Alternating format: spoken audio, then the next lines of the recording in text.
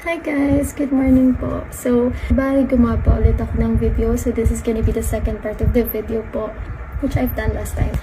I would also want to dedicate this video po dun sa mga interested po, pero nahihiya pong mag-comment or magtanong po. So, ayun. Let's start. By the way, nilista ko na po sila so that I'll be able to discuss everything and hopefully wala pa akong ma-skip this time, alright?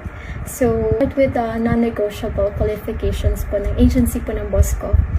So, the first one is that the applicant should have at least 1 year of BPO or call center experience. So, bakit? There would be no formal trainings. So, it means that you have to self-study and then you have to just read some training materials and then listen to some call recordings.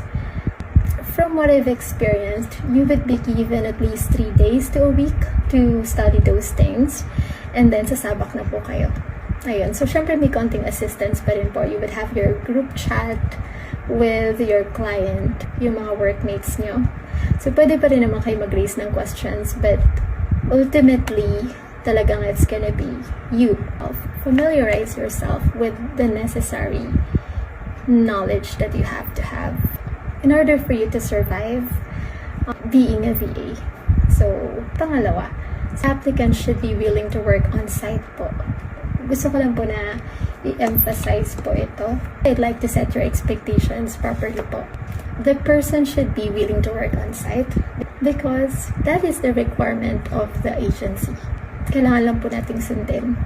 And yes, there's a possibility to eventually be allowed to work from home. But again, it's not guaranteed. So it depends on your work performance.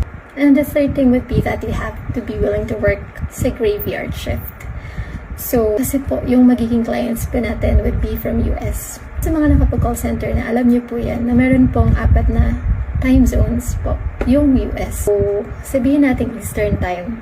Kung ngayon, 4 AM na, habang binivideo ko to, then sa kanila po ay 4 PM. Ayun. And then, yung pang fourth po is, you have to be willing to work in flexible hours.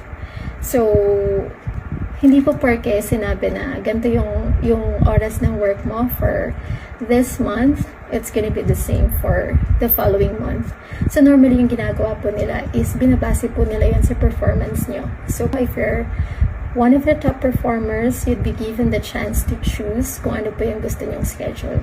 But still, it's gonna be graveyard. I'm just referring to, if it's gonna be opening shift or mid shift or